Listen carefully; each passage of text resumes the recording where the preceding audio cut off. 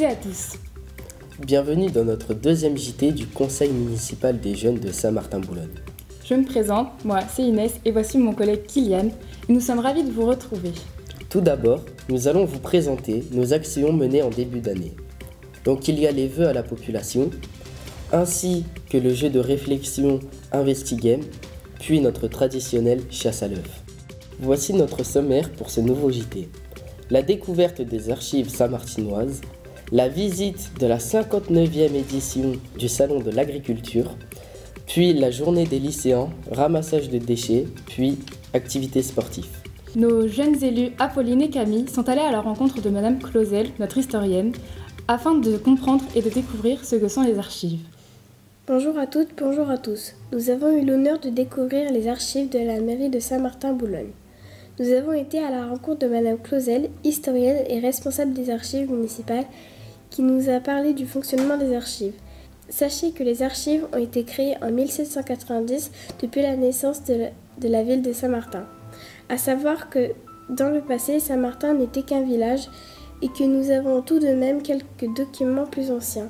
Elle nous a emmenés voir 500 mètres linéaires d'archives conservées, tout stocké dans des rayonnages, étiquetés, nommés, l'année, etc. Et ceci retapé à l'ordinateur pour pouvoir facilement les retrouver. Tout est conservé pour des raisons historiques. Il faut se souvenir de l'histoire de Saint-Martin avant comme après. Les archives ont donc deux rôles différents. Chercher des renseignements historiques, chercher des renseignements quand on en a besoin, pour la mairie par exemple. Nous avons aussi découvert des photos de l'Éveil, première association sportive de gymnastique, en 1910, déjà 110 ans. Nous pouvons aussi retrouver des permis de construire, des bâtiments municipaux, des plans de construction d'écoles filles ou garçons, ou bien même mairies réalisées par M. Fauquet, ainsi que des rues de Saint-Martin qui n'existaient pas, des soldats partis en guerre, ou bien des actes de naissance des premiers habitants du temps de Louis XIV. Nos anciens curés écrivaient chaque année la naissance, les enterrements, mais aussi des mariages des Saint-Martinois. Car si nous voulons trouver l'histoire de notre famille, c'est aux archives que l'on peut trouver nos ancêtres. Et dans ces livres, nous pouvons tomber sur des princes, des voleurs, des élus, mais également des méchantes personnes, puis des hommes et des femmes très gentils. Si nous cherchons bien, nous pouvons tout découvrir en venant aux archives. Bravo pour ces informations et merci à Madame Clausel pour ce petit moment accordé. Merci Isabelle pour ce moment de découverte du passé. Maintenant, nous allons vous faire découvrir le Salon de l'Agriculture avec la fameuse Ovalie, puis une démonstration de dog dance.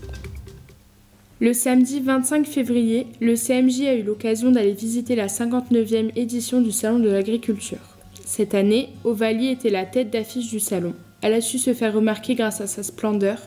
Cette salers âgée de 5 ans était accompagnée de ses deux veaux, Utopie et Utopia. Ovalie est une vache très docile mais qui a du caractère grâce à son excellente aptitude à la marche. Ovalie est parfaitement adaptée au territoire montagneux. La belle de 800 kg se prête bien au jeu des photos et des caméras. Ces éleveurs qui viennent de Saint-Alyre ont choisi ce prénom car ils sont passionnés par le monde de l'Ovalie, qui est bien sûr le rugby. Ovalie a été sélectionnée à l'âge de 5 ans car elle possède toutes les qualités de propreté. Ovalie fait partie du berceau de la race Salers qui est situé dans le Cantal.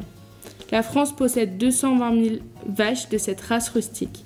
C'est avant tout un animal de traction et de production fromagère, mais elle est capable de produire lait et viande. Après avoir vu Ovalie, nous sommes allés à la rencontre de plus de 4000 animaux provenant de 23 pays différents, mais également environ 1000 exposants se sont déplacés sur ce salon. Les exposants étaient répartis dans 7 pavillons, régions de France, d'outre-mer et du monde, l'élevage et ses filières, culture et filières végétales, produits et saveurs, équins et asins. 4 univers se sont mélangés, alliant ateliers, démonstrations, conférences, mais aussi dégustations, car oui, de nombreuses cultures culinaires étaient présentes, dont la bière des 3 brasseurs. Le célèbre patrimoine gastronomique de la région Hauts-de-France était présent dans ce salon. En effet, la tradition brassicale a été représentée par 4 brasseries emblématiques de notre région, dont les 3 brasseurs, qui en a profité pour faire découvrir leur première bière bio. La bière, très souvent accompagnée de son saucisson français, a eu l'honneur d'être représentée. En effet, nous avons eu la chance de déguster le saucisson des Pyrénées. celui-ci qualifié du plus maigre de leur gamme, parmi les nombreux produits de leur terroir. Ce saucisson pur porc a eu la médaille d'argent au concours général agricole de cette année. Il peut être servi en entrée ou pour accompagner vos repas tels que la raclette.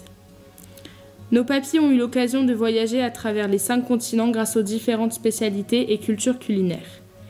Les exposants nous ont permis de déguster leurs produits locaux, mais aussi les visiteurs ont pu profiter des nombreuses représentations avec nos amis les bêtes, toutes époustouflantes les unes que les autres. Le dog dance par exemple, ou bien les concours de chiens et de chevaux.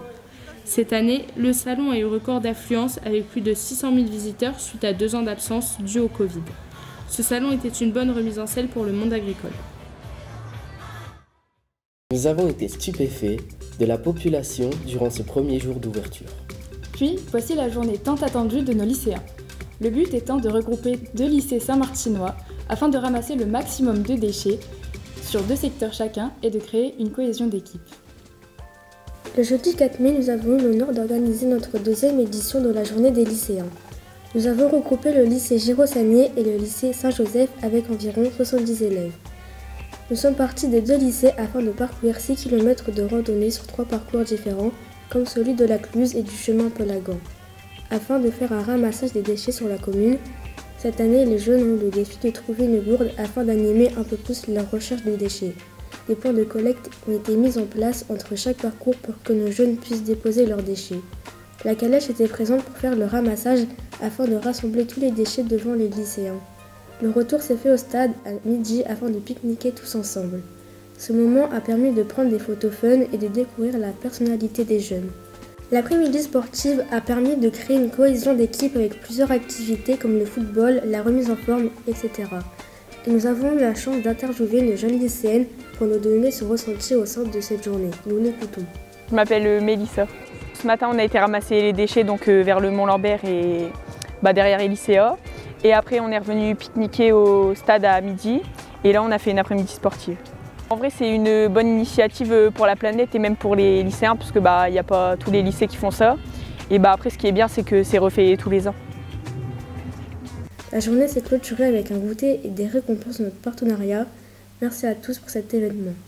Merci à cette jeune fille pour sa mobilisation et son dévouement afin de comprendre l'intérêt porté à cette journée. Ainsi s'achève notre journal télévisé. Merci pour votre écoute et n'oubliez pas notre page Facebook. Le CMJ renouvelle ses élections en septembre prochain. Nous vous présenterons nos nouveaux élus prêts à s'engager pour de nouveaux projets concrets. Merci pour votre soutien. À bientôt.